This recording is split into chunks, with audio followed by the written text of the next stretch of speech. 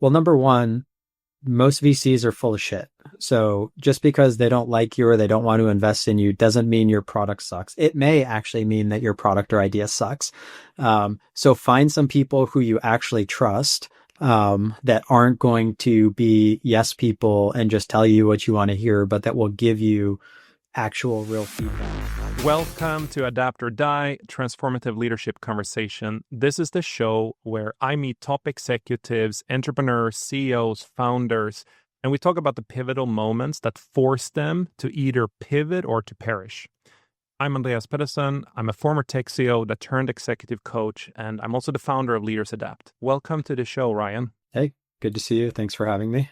So tell me a little bit about the background of yours. How did you get into starting HiveWatch? What did you do before that? All of that. I always say I have a pretty atypical tech founder background. I started my career as a police officer, and got into computer crimes and investigations and was fascinated by the way that you could leverage different data mediums to operationalize criminal investigations and how we would go about finding and prosecuting criminals. I became an instructor for the State Department and would go train some of our allied countries in computer crimes, and then pivoted to the private sector. I worked for one of the largest guarding companies in the world, early days of the Affordable Care Act, and we're looking for ways to tech enable the old school sleepy security guard business. From there, I had just moved to LA and said, hey, it'd be fun to work in Hollywood, and took a job at Fox Entertainment before Disney bought most of it, and first managed global investigations. And then I ran global security technology there, and really like figuring out how we leverage technology to protect our people and assets around the world, which absolutely loved that project, but just always bothered me how people intensive the physical security industry was, and the complexities in making systems work together and how you actually build and scale an effective program. When I left there, I started doing some consulting work, helping organizations build tech-forward security programs, and led me to realize that software was really the biggest issue in the security industry, and the lack of interoperability between these systems. It's an industry where manufacturers don't like to work with each other. Everybody wants to own the customer's eyeball, but what the customer really needs is a way to tie those things together. And so about 4 years ago, we set out to build a software platform, and HiveWatch was born. I love it. And I've been knowing you since then time. I even know you before you started, right? Before that, yeah. Pretty We cool. started in my consulting days. I love it. Ryan, you have a super diverse background. If you were to rewrite your LinkedIn and you would write it with one line or one sentence that explains who you are as a leader, what would that sentence say? Ryan solves problems and combats people doing things the way they've always been done.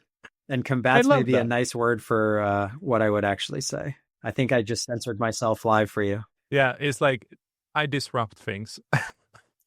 More like break shit, but yeah. I like that. Yeah. How do you define, but let's make it a little bit more longer. How do you define really good leadership, and why do you think you have been so successful here in the last, you said 4.5 years, 4 years? It's been a little over 4 years, and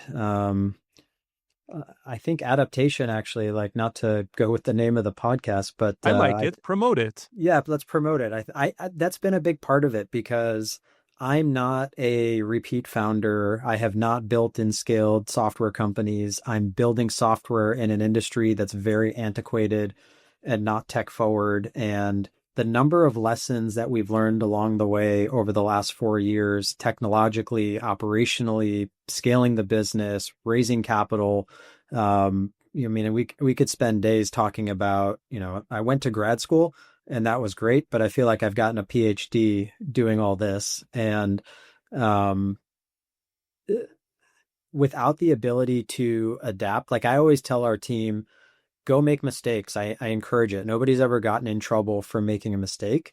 You get in trouble for making the same mistake multiple times, and not learning from that mistake is the most critical failure. But like the best advancements that we've made as a company were coming out of mistakes that we made, not just magically getting lucky. And I think a lot of people forget about that. I love that. I'm trying to preach the same. But a lot of founders struggle to let go of control in order for them to let the team make the failures, but also celebrate them. How do you overcome that mindset of the fear or the control need kicking in when you see you're failing, but you're learning? Um, I'm still getting better at this. I've come a very, very long way from the beginning where I had to do everything, and there's this inclination that I can just do it better and faster. So why am I going to have somebody else do it? But the reality is, I don't scale. Mhm. And if you want the business to grow, you have to invest time in hiring people, hopefully people that are better and smarter than you. And, I think it's the old teach a man to fish. And I think the thing that I had to get really good at was accepting that people are going to do things in a way that's different than how I would do it, but different doesn't mean wrong. And it may take longer, it may be more roundabout, but when they get to the right conclusion, like that's still a huge win because I didn't have to do it. And it took me a few times to learn that lesson, and shame on me. I'm not supposed to make the same mistake twice, but um, that is really, really difficult to let go because, I have kids, but HiveWatch is one of my babies too. And I don't know if this makes me a bad parent, but I spend more time with HiveWatch probably than I do with my actual children when you factor in the number of hours per day that I'm thinking about work or responding to emails or I took 111 flights last year for almost all HiveWatch. That's a lot of time. That is crazy. I've witnessed it. I've seen what you're doing. I think every time I open LinkedIn, I see you on a plane somewhere or you're traveling to meet someone somewhere. But if you love, I know what you mean. It's like you have a pragmatic love for your company. Um, and just don't guilt yourself on that. Just logically, if you work 8 to 10, 12 hours a day and your kids are in school, there is no way you can have more time. It just isn't enough time in the day. Well, I'm not a founder that set out to be a founder, right? And I didn't go to Stanford and I didn't take a class about entrepreneurship and I didn't do a dissertation project that I turned into a company. Like I think about my background and each thing that I've done along the way as a stepping stone to where I am, and just sort of everything I did. I went to grad school and got my master's in IT because I wanted to learn technology because I was mad that the criminals were beating us in the law enforcement realm. And then, as an end user, I started finding problems and I just set out to solve them because they were problems. And so same thing, like I didn't plan to start a software company. I just couldn't find any software on the market that solved the challenges that the industry needed. And so it was either continue to be a frustrated consumer of mediocre products or go build something that didn't suck. And that's really why HiveWatch is here. We built the software that I wished I had as an end user and that all of my customers as a consultant needed. I witness you do this, and you're very customer first, Ryan. And just the fact that how it was founded and what you did before. I think more founders should listen to that and not just invent product for product's sake without truly understanding, are we truly solving a problem here? And is that problem valued by others? But let's pivot the conversation a little bit more to some of the main challenges. So you can pick any scenario now, but let's take it back to an extremely pivotal moment for you and for HiveWatch. And when did you sort of realize that the traditional playbook, the Stanford grad, all of those things, it just didn't play out? Like you're learning on the job here, right? Walk me through a very pivotal moment. How did you overcome it? Who is in the room? What is going on? Well, look, the first true pivotal moment for the company, and there's been no shortage of pivotal moments and decisions along the way. I think the the nature of the decisions get they change. Mhm. And I think the potential for one of those decisions to be business ending reduces as you grow and as you have more success. But if you were in 2025 right now, so you think back to pre HiveWatch, I actually started a company called RAS Watch.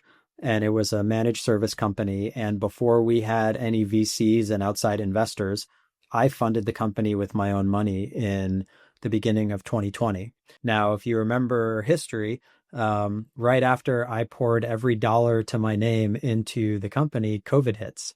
The world shuts down, our customers start losing their shit, everything comes to a screeching halt, and we are for sure going out of business.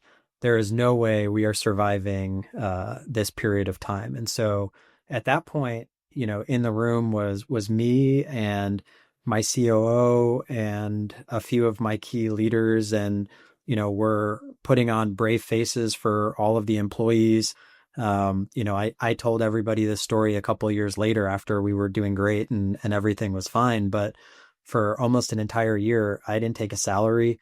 There were times where I wasn't even sure, like, I should go out to get a sandwich for lunch. Every dollar that we had was to make sure that we never missed a payroll, that we could take care of our employees, and that we never missed anything for one of our customers. And it turns out if you do those things, your employees will be some of the most loyal people in the world. Your customers will be loyal. And I think that that's really contributed to our early success, and where some other companies in the space were losing customers, or customers were saying, hey, just like they weren't paying their rent for different reasons, HiveWatch got paid.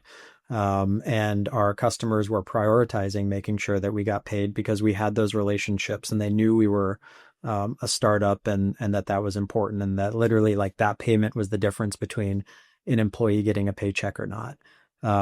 We don't have to worry about those things anymore, and thank God. But so those are, probably one of the most critical and pivotal moments ever, where I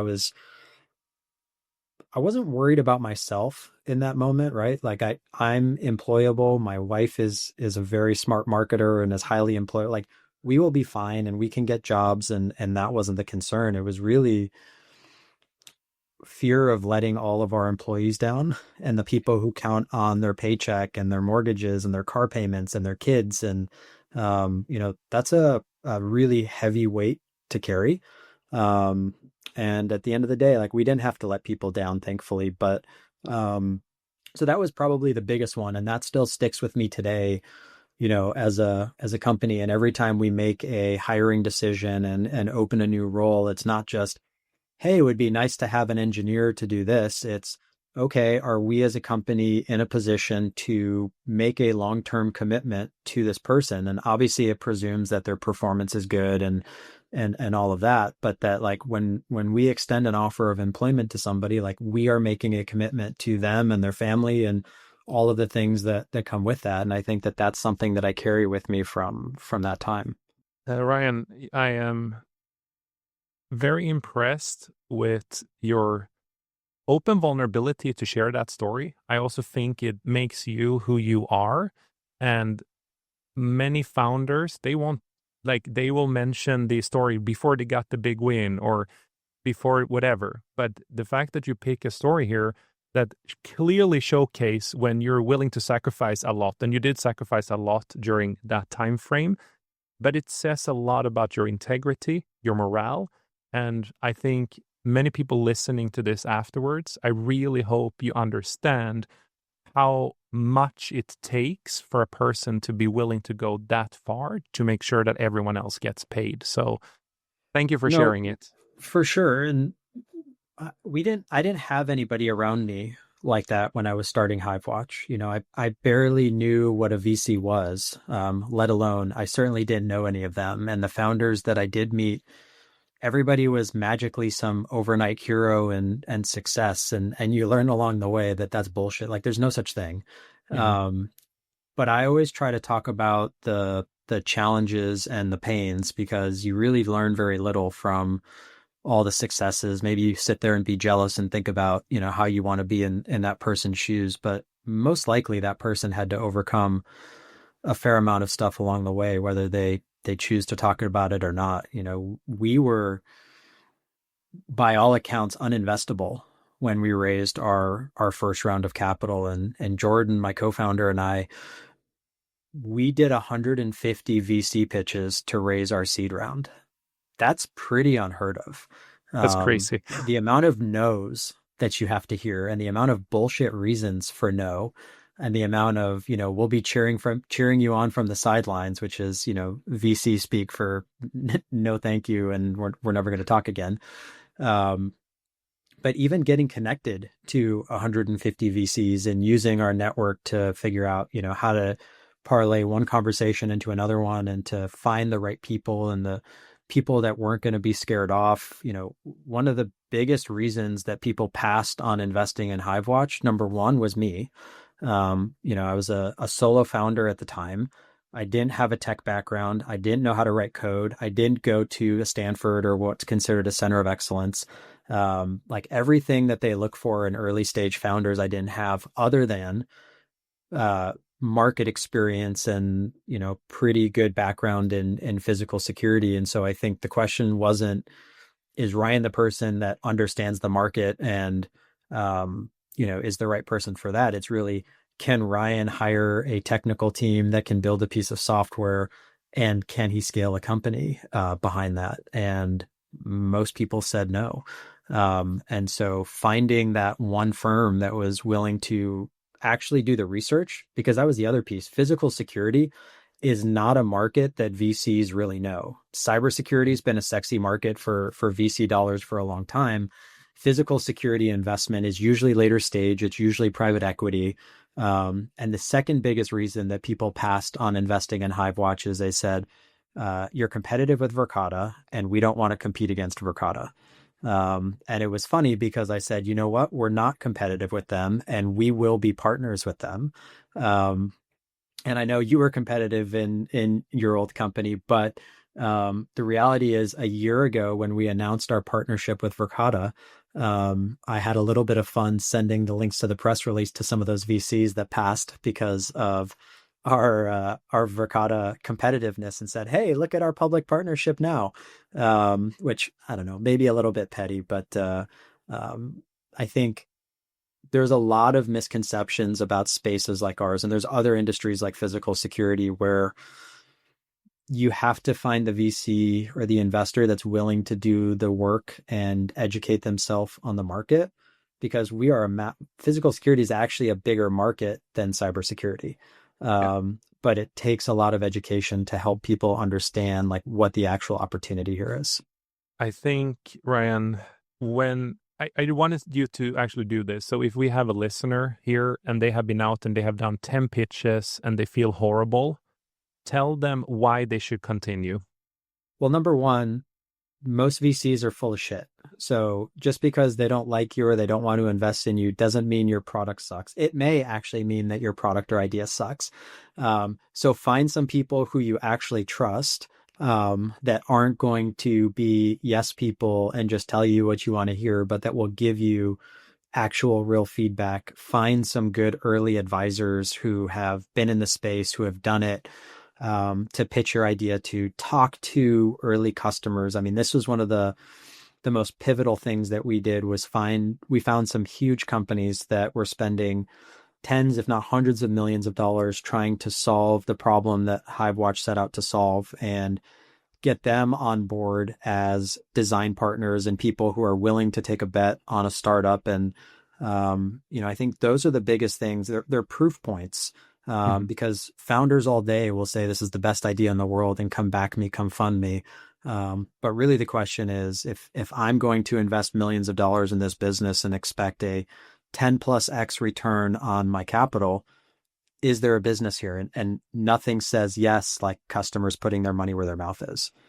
The other thing that we did that I really attribute to our success is every time we did a pitch, Jordan and I would go for a walk around the block and we would talk about how it went and what went well, and more importantly, what didn't go well. And we would make tweaks to our deck. And it's actually kind of fun now to go back and look at our seed deck from the first version that we made to the one that we used when we got funded. And then actually looking at like our Series A deck and looking at in our seed deck what the vision of our product was going to look like, because it looked nothing like our actual product. In fact, it looks like complete shit in the deck. But those things are fun in hindsight. But I think, you're talking about adapt or die. And I think that that's true in the pitch process too, is like, if you're getting a bunch of no's, you're probably the reason. And so how do you adapt that, figure out what's not resonating, what's not working, whether it's in your story, whether it's in your deck, whether it's in the way that you're presenting yourself, um, and fix it 100% honest answer now. Have you ever doubted if you're the right leader, the right CEO for HiveWatch? all the time. And I, at least once a year, bring it up in a leadership meeting, and ask if I'm still the right person to be the CEO. I also do it individually, with our leadership team. I've discussed it individually with our board members. And I'm very open about the fact that there may be a day in HiveWatch's growth where I'm not the right person to be the CEO.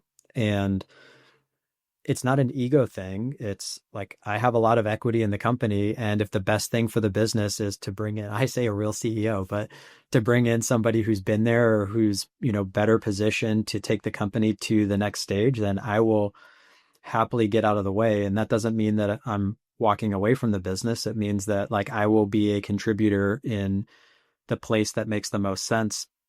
And similarly, I always tell our leadership team, I said this from day one of the company when we picked people to be VPs who, in any other world other than a startup would never be a vice president at a company, but that's how startups work. And we had very open conversations with each other that like the day may come where we're going to have to hire a boss for any one of us. And we have to be honest with each other about that. And it is what it is. And you've got early stage equity. So like, let's go, let's build this, and let's always make the right decisions for the business. I'm impressed because not only are you asking the question, but you're actually listening to the answer. I meet a lot of CEOs who they have a mindset of, I'm open to change as long as I can change everyone else and I don't have to change myself. You truly strike me as a person that you want to know, how can I change? How can I do it differently? What is best for the company? I've gotten rid of people from our leadership team who I've realized just said what I wanted to hear and not what I needed. Mm-hmm. And to me, you're worthless if that's the approach. What's the mindset or the mind, like what's the idea that has sort of carried you over the last 4 years? Not just that is your company, but like what is that guiding light that you just keep coming back to from a mindset, from a leadership perspective? Do you have any of those sort of mantras that you tell yourself? I don't have mantras per se. I have sort of the things that motivate me. And, the first one is I'm building something for my family. And you can see my kids behind me, although they're 8 and 10. So they don't look quite like they do in those pictures anymore. And then also I have this incredible fear of letting my employees down. And that is a huge motivator to me to keep going and keep building. Obviously I'm building for me and my family, but I feel like I'm building for them too. And that's very motivating for me. Tell me a little bit more about that. What's the fear of letting them go, letting them down? Tell me, how does that look like? And how are you using that on a daily basis to stay motivated? Um, it may factor into things more than it should, and it may be, I don't know, maybe it's PTSD from back in COVID when I said we were worried about running out of money and going out of business. But um, it's very unpopular in today's day and age to talk about employees as family. And I don't agree with that, and it is what it is, and we can debate the merits of that. But I spend as much or more time with my employees as I do with my family, and they are helping me build something that is incredibly important to me, which by nature makes them very important to me. And so, you know, giving everybody meaningful equity in the business is important to me, and that's from hourly employees to executives, making sure that we're celebrating wins, which we're getting better at, but it's very easy to talk about the things when they get screwed up and to do postmortems and, get people down about what could be better. And it's much harder when you're in a hyper growth startup. Like we've pretty much tripled revenue every year. That's hard to do. And keeping people motivated when we're, somewhat regularly redlining them on workload and, for what we're doing and the customers that we work with. And we're a small company. I mean, we're 50 employees. We're doing a lot with very little resources. And so making sure that people feel taken care of, that they understand the impact that they're having, that when a product person spends time investing in a new feature and then a customer has a win with it, or they protect an employee, or they catch somebody breaking into a facility, whatever it is, however little, that we also get to talk about the impact that that person's work had, not on us generating more dollars in revenue, but like you helped X company protect its people. And from the beginning, when HiveWatch was in stealth and it was relatively impossible to recruit good talent, we always recruited on our mission of protecting people. And that's something that is really important to me. We're not building another software widget. We're not building a consumer app. We're building software that organizations use to protect people, and protect people in times where social media and unrest and killing CEOs and, like that stuff is very real today. It's very real for our customers, and that's a big part of what our software is for. And so I think that mission really drives us a lot too. Super interesting. Again, you have impressed me multiple times here, Ryan. You are definitely changing along the way. But if I have to ask you this one, or I will ask you this one, what is one sort of leadership trait that you had to kill along the way in order for you to get to where you are today? What were you holding on to?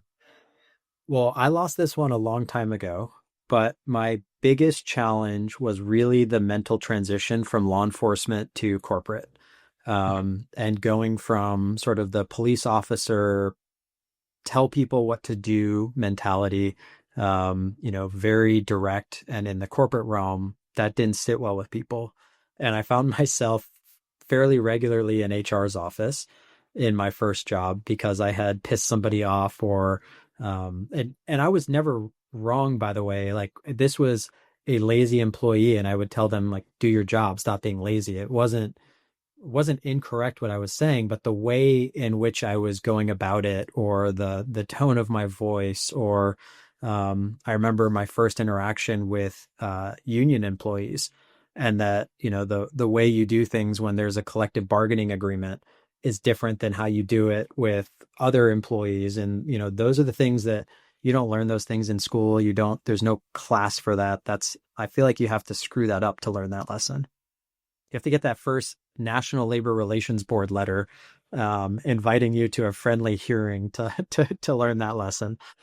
I'm with you 1,000%. I think there are situations where I can relate to this myself. And there have been situations where I just know I crossed the line, and I just promise myself I'm not doing that again. Yeah. We had a joke too painful. Well, when I was a cop, we had a joke that every rule that exists because somebody screwed up, and you never want to have a rule named after you. And so that's one of my goals, is not to have too many rules named after me. I love it. You actually already answered. I wanted to jump into a lightning round, and then I wanted you to tell me a little bit more about what you offer and who are the listeners should be reaching out to you, and what it is that you're actually offering, because I dove straight into leadership here. But Let's do a super quick lightning round. You already sort of answer it, but just if you have another answer, feel free to pick it. What's a leadership lesson you learned the hard way? And I think that was the one you just covered. I think that's it. I think it's also the other one about not hiring yes people, and hiring people that'll tell you the hard truths, and doing some tests with them early on to make sure that they actually are telling you the hard truths, because sometimes it can take a little while to realize that you're not getting what you need. I have a really rude one. I'll give you this super quick tip. I use this for years, and it's hard to do. I ask the person I'm interviewing if they can give me feedback, and then they blow smoke up your ass. But then you say, no, no, no. I need you to give me constructive feedback of something I can do better. If they can't give you anything and they shy away from it, I never hire them. That's like the tell me your biggest weakness and the interview question, and then they tell you like my biggest weakness is that I work too hard. Like my strength is my weakness. Exactly. But I Get out flipped. of here. I literally forced them to say. But anyway, okay. What's tougher to lead for you, a startup or a tactical field team? Startup for sure.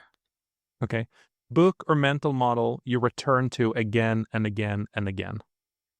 I'm not a big reader, which seems to surprise people. So I'm just figuring it out as I go. You're a very good listener, though, and you surround yourself with other people who have done it. So I would argue you learn in a It's true. different way. I do. I try to be a sponge. It works. It's a success recipe for you. What's the one thing you regularly check and that you know is one of your blind spots? Um, there's a couple of things. I think, one of my strengths is I work with my wife. And she's on the leadership team at HiveWatch, but also making sure that I'm taking her feedback, her input, and all of those things the same way I would for any other person on the leadership team. Because I think early on it may have been a blind spot, and it's something that I've had to get a lot better at. That's an unusual thing right there, working with your spouse. I do the same. I know exactly what you mean, Ryan. Yeah. Anyway, I still haven't mastered that one, though. Okay, last question of the big ones, and then I have a couple of simple ones for you. What's the biggest myth about being a Sorry, CEO? I have one more blind spot for you. And we talked about how much I care about our customers, and sometimes I will go too far in how much I care about them and get taken advantage of. And that's something that I've been working on, is saying no more, or finding nice ways to maybe not say no, but find alternatives or workarounds, and not just saying yes to everything. I'm a firm believer that the customer is not always right. And I think that there's respectful customer service driven ways that you can deal with that. And I have to remind myself that we built a product for an industry that has done things the same way for a long time. And we're specifically building a product to change the way that people do things. And so that means a lot of education. It means helping people see different ways or get uncomfortable with new ideas. And that can be a real challenge while also being customer obsessed. Oh, I want to ask you so many follow-up questions, but we are running out a little bit of time. Yeah. I agree 1,000%. And it's so hard to say no when you really know you can help a customer. So I'm with you, Ryan. And you did not just dodge my last question, I know. But what is the biggest myth about being a CEO, see from your perspective? About being a CEO? What's the biggest myth? That it's fun, that it's easy, that you get paid a lot of money. Like probably everything you've heard, certainly in the startup world, everything you think about a CEO is bullshit. I make less money than tons of my employees. And that actually makes me happy. I work probably more hours than anybody in the company. My travel is far from glamorous. I want to be home in bed. I want to hang out with my kids and have dinner in the house. So all of that sort of myth of glamour around a CEO lifestyle, I'm still waiting for that. You'll get there. You're soon there. Maybe. Sounds a little boring, actually. Ryan, where can people find you, and also where can they find HiveWatch, and who of the listeners should be reaching out to you? Tell me what their typical problem is and how you solve it for them. So I'm most active on LinkedIn. So my LinkedIn is the best way to find me. HiveWatch is at hivewatch.com. And our most recent product is our AI operator that helps automate a lot of the response mechanisms within security operations. Hivewatch.com/AI to learn more. Our typical customer are organizations with over 1,000 employees and 5 or more physical locations. And so that's pretty broad, and that makes sense given our broad customer base. But if that fits you, check us out. Love it. And I can vouch for you are not only an amazing leader, your product is really good as well. So I strongly recommend anyone to reach out to Ryan. Ryan, thank you so much for joining Adapt or Die. For everyone else who listened, if you find this conversation interesting, inspiring, or if it helps you in any other way, we would highly appreciate if you leave us a 5-star rating on Apple Podcast. This means you might help another leader find us, and you might help them solve their problems. We listened here to how Ryan went from really surviving during COVID, barely afford to do anything. He prioritized his employees, and he have kept that culture mindset today. And after 150 pitches to different venture capitalists, finally got funded. Why? Because he kept inspecting and adapting along the way, and he doesn't give up. He faces fear, and he just goes straight at it until he gets the win. Again, follow us on Apple Podcast, Adapt or Die. And until next time, remember that in leadership, we adapt or thrive, or we don't survive. Until next time.